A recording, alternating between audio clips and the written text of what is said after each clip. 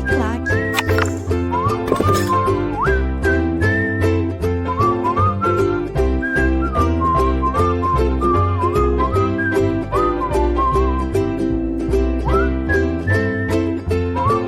E aí, vamos lá? Vamos falar agora dos juizados especiais, artigo 98 da Constituição Federal, e a gente conversa sobre os juizados especiais, matéria bem bacana, interessante, mais light do que aquela outra que a gente acabou de estudar, né? Vamos lá. Olha só, o artigo 98 da Constituição Federal prevê que a União, o Distrito Federal, os territórios, né, e os estados criarão juizados especiais. Olha que interessante isso.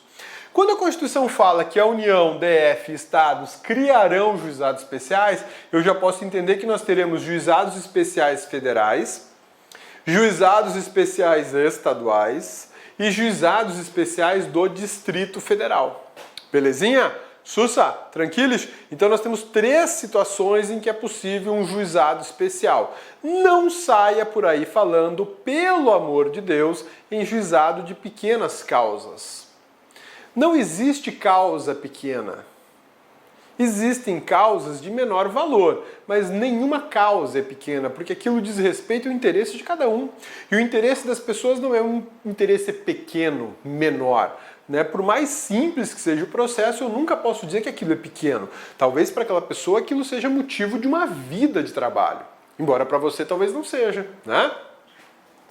Juizados especiais providos por juízes togados ou togados e leigos, competentes para conciliação, julgamento e a execução de causas cíveis de menor complexidade e infrações penais de menor potencial ofensivo, mediante procedimento oral e sumaríssimo, permitidos nas hipóteses previstas em lei, transação e o julgamento de recursos por turmas de juízes de primeiro grau. Olha que interessante a estrutura dos juizados especiais. Primeira coisa que merece destaque. Nos juizados especiais você tem o juiz togado. O que é o juiz togado, cabeça? É o cara que fez concurso público para juiz, passou, estudou pra caramba, se submeteu a um concurso de 200 milhões de fases, né? Prova oral e pá, ele é juizão. E ele é juiz do juizado especial. Ou o juizado pode ser formado por juízes togados e leigos. Quem que é o juiz leigo?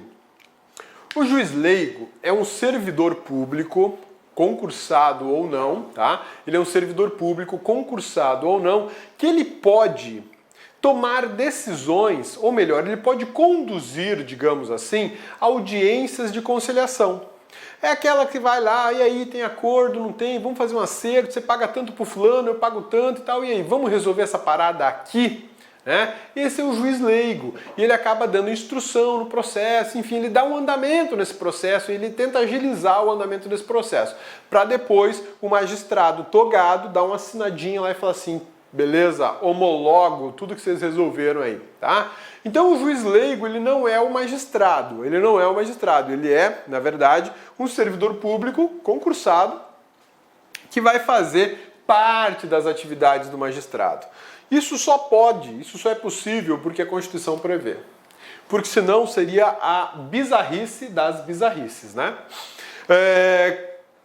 Competentes para conciliação e julgamento e execução de causas cíveis de menor complexidade.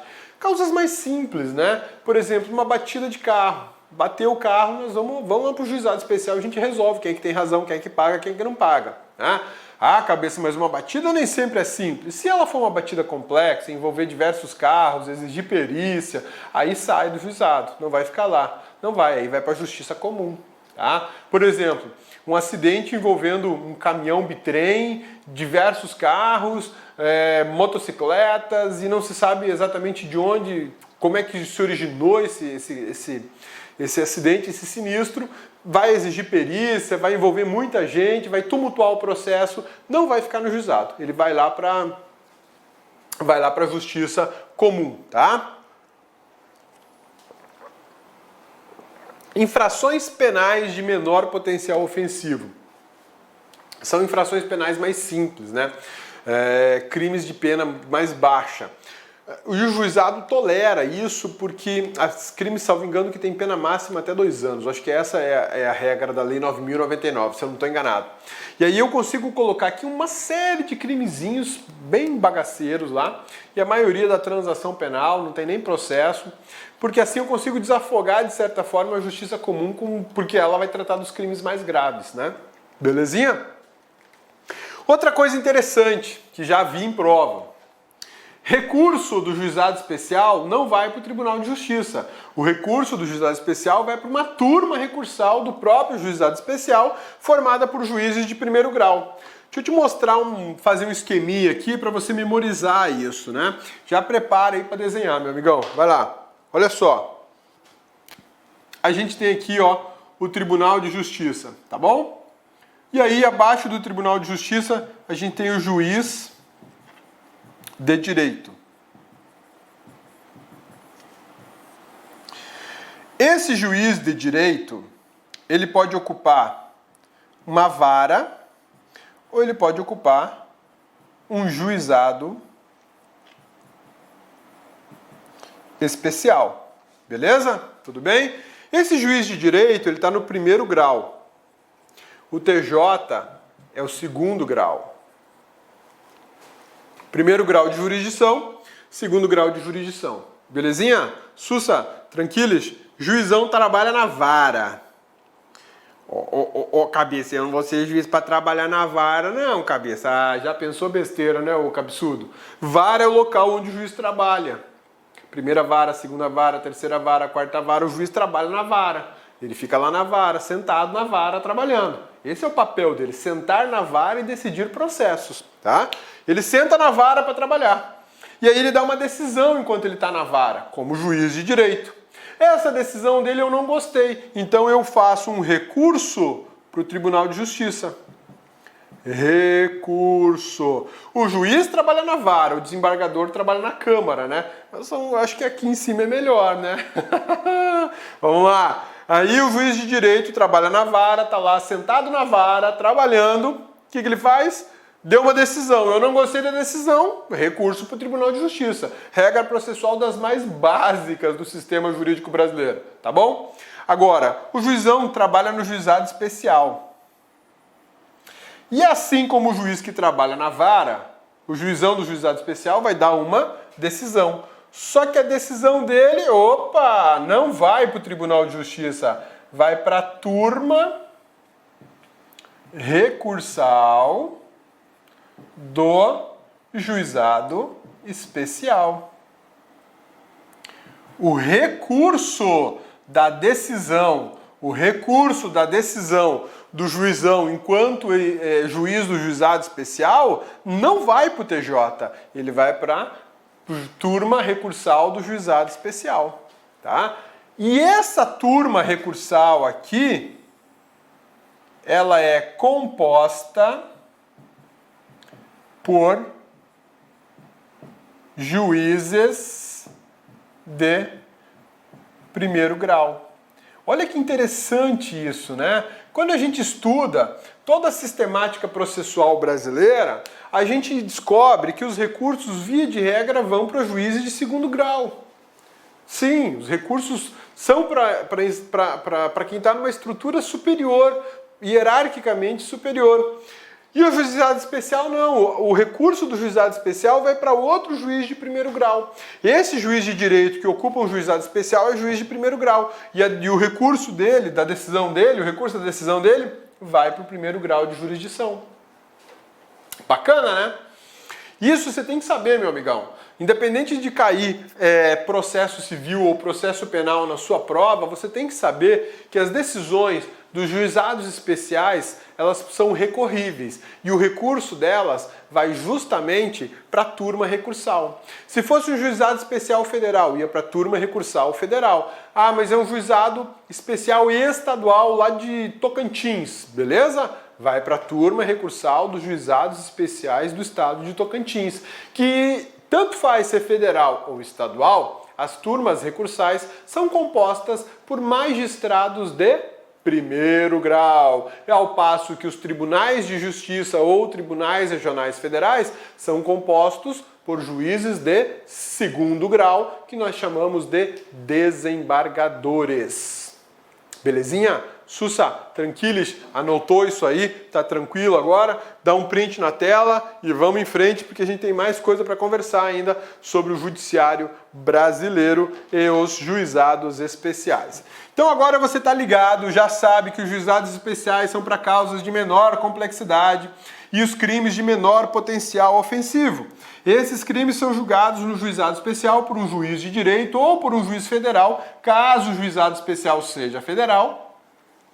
E a decisão desse magistrado, a decisão desse magistrado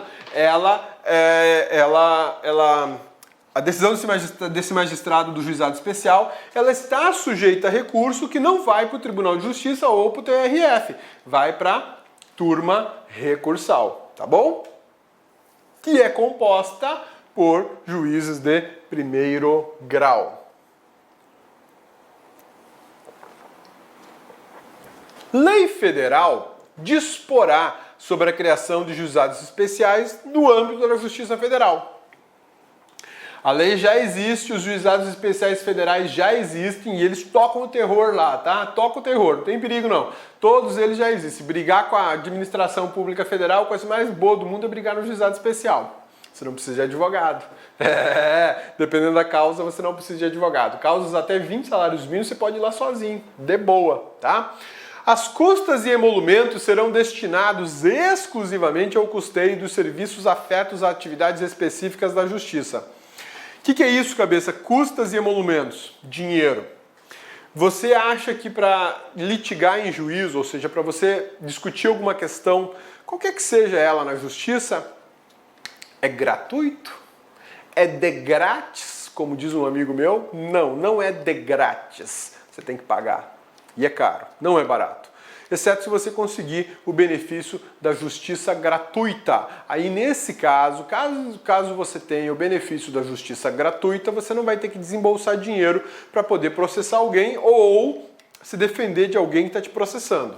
Mas se você não tiver esse benefício da gratuidade do judiciário, você vai ter que pagar a despesa. Por quê? Porque essas custas e emolumentos são destinadas exclusivamente para as despesas de custeio dos serviços à justiça, ou seja, para os trabalhos da justiça. Isso vai ajudar a pagar a mão de obra, a energia, o aluguel do prédio, ou a construção do prédio, o aluguel de uma máquina de scanner, enfim, por aí vai. Vai ajudar a custear as despesas ordinárias e até as extraordinárias do judiciário.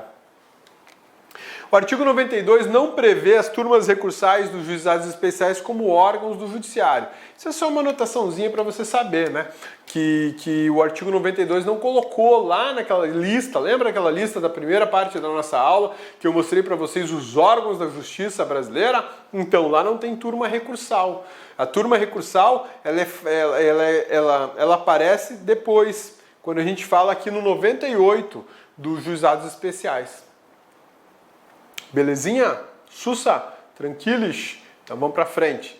E justiça de paz, o que é isso? É a justiça que você vai mandar lá para a Síria? Pois é, né? Que absurdo isso na Síria, né? O povo se matando lá. Orar para eles, né? Tem que orar para aquela gente se entender lá, porque senão vai ter muita gente morta. Muito triste isso, né? Mas vamos lá. Justiça de paz, ela é remunerada, composta de cidadãos eleitos pelo voto direto, universal e secreto, com mandato de 4 anos de competência para, na forma da lei, celebrar casamentos, verificar, de ofício ou em face de impugnação apresentada, o processo de habilitação e exercer atribuições conciliatórias sem caráter jurisdicional, além de outros previstos na legislação. O juiz de paz é o juiz que casa a galera. Você vai casar, seja religioso, seja o casamento civil, você vai precisar de um juiz de paz. É ele que vai dizer que você está civilmente casado. O juiz de paz, ele é eleito, ele não é nomeado por concurso público, ele é eleito e tem que cumprir um mandato de 4 anos.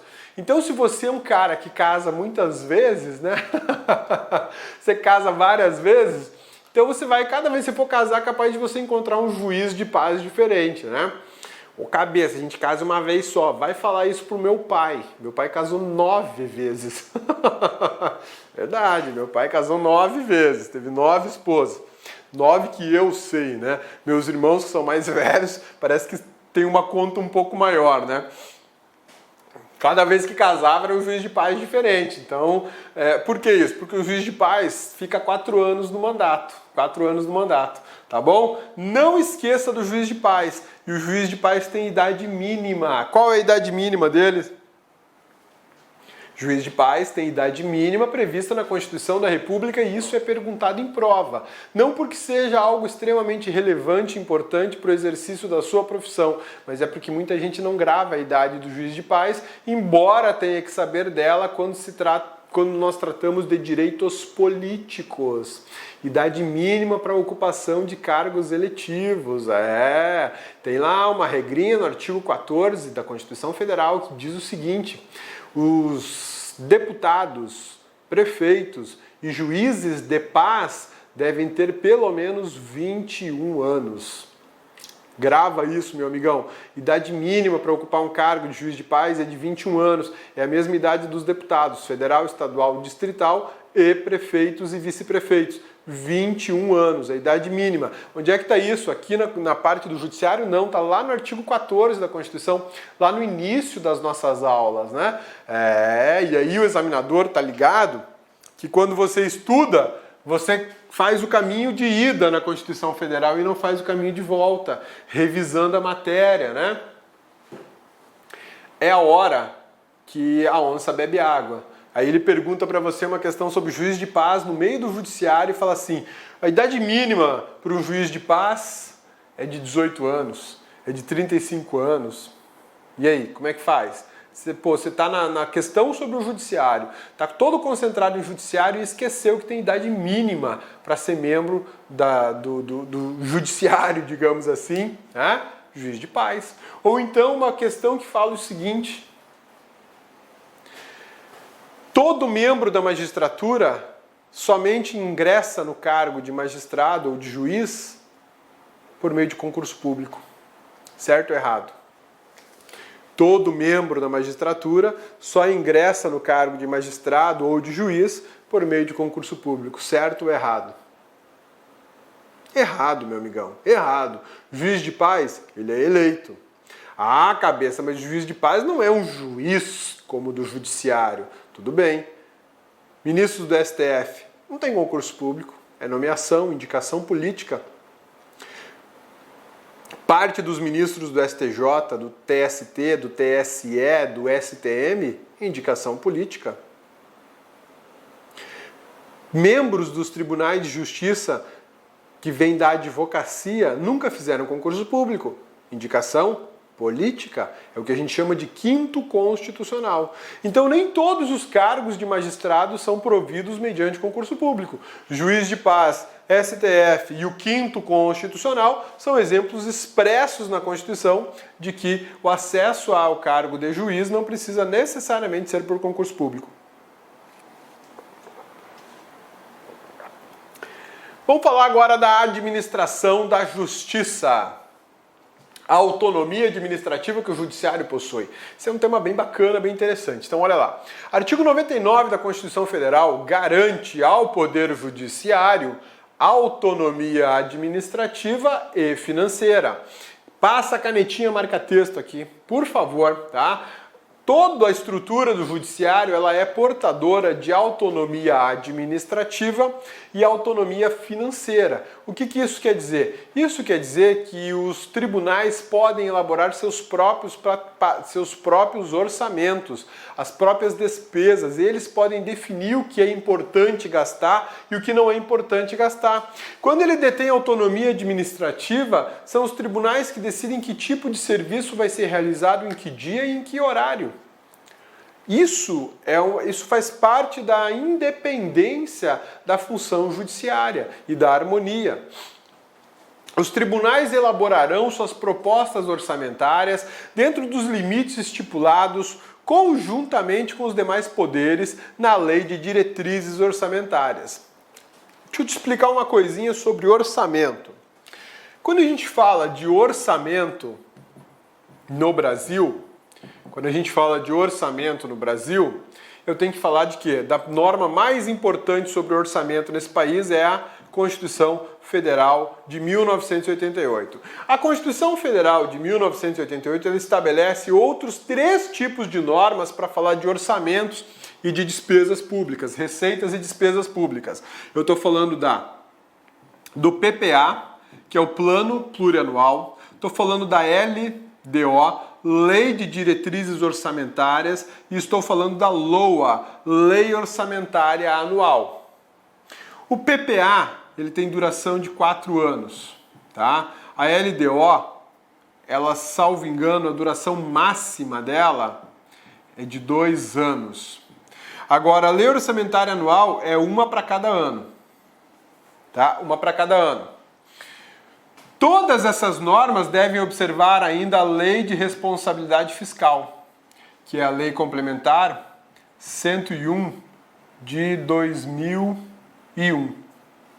Acho que é 101 ou é 100? A cabeça esqueceu. Lei de Responsabilidade Fiscal ou é 100 ou é 101, tá? A cabeça esqueceu o número dela, tá? Depois vocês confirmam aí.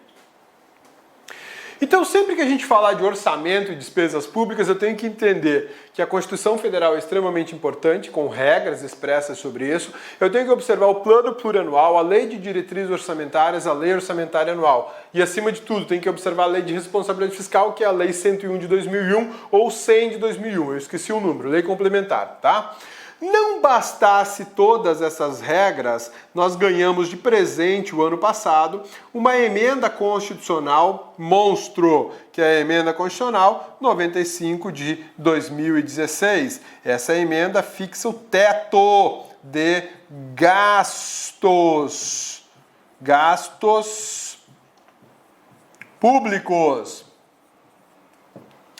Então perceba o seguinte, meu amigão, bonitona. Quando a gente fala de orçamento do judiciário, pautado na autonomia administrativa e financeira do judiciário, eu tenho que entender que essa autonomia administrativa e financeira é uma autonomia limitada. Ela é uma autonomia relativa, é uma autonomia limitada, é uma autonomia relativa. Por que eu posso falar que é uma autonomia limitada ou uma autonomia relativa? Pelo seguinte, a Constituição estabelece limites de gasto. O Plano Plurianual estabelece, a Lei de Diretrizes Orçamentárias estabelece, a Lei Orçamentária estabelece. Quando eu digo que um judiciário, por exemplo, o Supremo Tribunal Federal, ele pode elaborar o próprio orçamento, ele vai elaborar o orçamento dele, olha só, STF e o orçamento do STF. E o STF vai encaminhar o orçamento dele para ser juntado na Lei Orçamentária Anual. O STF elabora o próprio orçamento. Ele fala, olha, esse ano o STF vai gastar aí 2 bilhões de reais. E eu preciso de 2 bi para manter essa estrutura de 11 ministros funcionando adequadamente. Para onde é que vai essa informação? Essa informação vai para o projeto de lei orçamentária anual, vai ser consolidado pelo Executivo Federal e o Executivo vai encaminhar depois esse projeto lá para a Justiça, lá para o Legislativo. Para o Legislativo votar, aprovar ou não.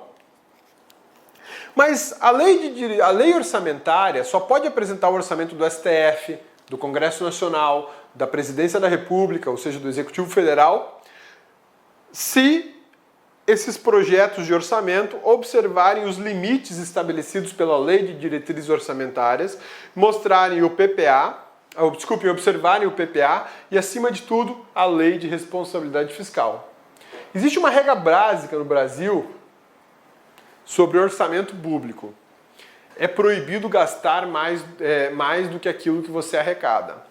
Essa é uma regra de economia doméstica que foi transportada para dentro da administração pública e ela estabelece o seguinte: nenhum órgão público pode gastar mais do que aquilo que ele arrecada. Acho que qualquer criança de 5 anos de idade sabe dessa regra, né? Mas no Brasil, centenas e milhares de administradores públicos não sabem. Então, meu amigão, quando a gente fala da capacidade orçamentária, da capacidade financeira, da capacidade administrativa do STF, do Tribunal de Justiça de São Paulo, do STJ, do TST, para toda a estrutura da Justiça do Trabalho, eu estou falando de uma capacidade financeira, de uma autonomia financeira limitada. Por que limitada? Porque eu tenho que me dar conta que a Lei de Diretrizes Orçamentárias, o PPA, a Lei de Responsabilidade Fiscal, a própria Constituição Federal e a Emenda Constitucional 95 de 16 limites de gastos públicos que eu não posso desrespeitar. E se eu desrespeitar, crime. É crime, tá bom? Belezinha? Sussa? Tranquilos? Então tá bom. Então vamos voltar a falar da autonomia administrativa e financeira dos tribunais e o que rola mais aqui nessa parada. Olha só.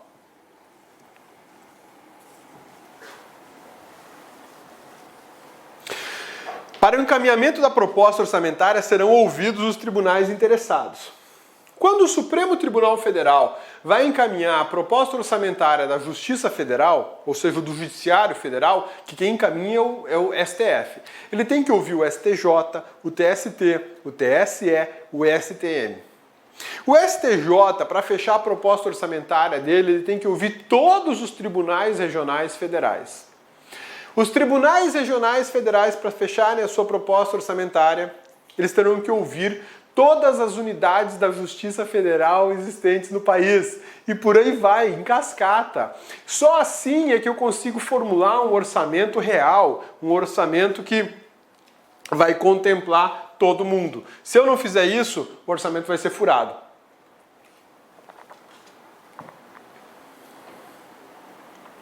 Competência para encaminhar a proposta orçamentária. Isso aqui cai muito em prova. Cai demais, galera. Isso aqui é uma dica quente de estudo, tá? Pode pegar aí a canetinha marca-texto, grifa isso aí. E vamos lá, olha só. A competência para encaminhar a proposta orçamentária. Competência federal do presidente do Supremo Tribunal Federal, dos tribunais superiores com a aprovação dos respectivos tribunais. E no estado, do presidente dos tribunais de justiça com a aprovação dos respectivos tribunais. Então, quando a gente falar em orçamento da justiça, não é qualquer juiz que pode encaminhar a despesa do fórum lá de São Bernardo do Campo para o Congresso Nacional. Não, ele tem que encaminhar aquela despesa, aquele orçamento, para o Tribunal de Justiça. O Tribunal de Justiça fecha tudo aquilo e aí ele encaminha para o governador como um orçamento só, de toda a Justiça do Estado de São Paulo. No TRF é a mesma coisa, tá? Vou te dar um exemplo do Tribunal Regional Federal da Primeira Região.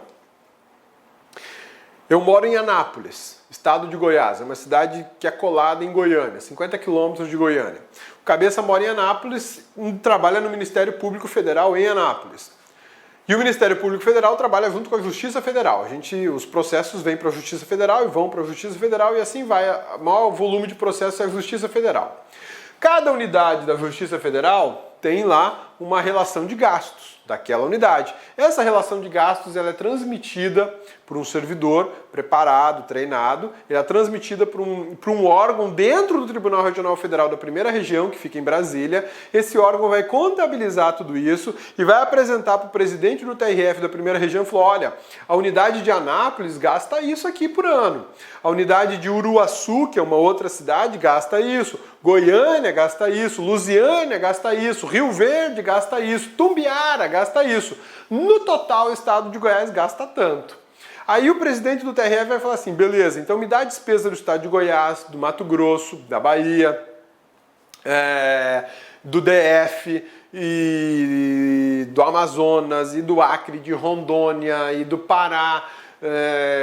A primeira região é gigante, são 13 estados englobados na primeira região. E fecha tudo isso que eu vou mandar agora isso para o STJ.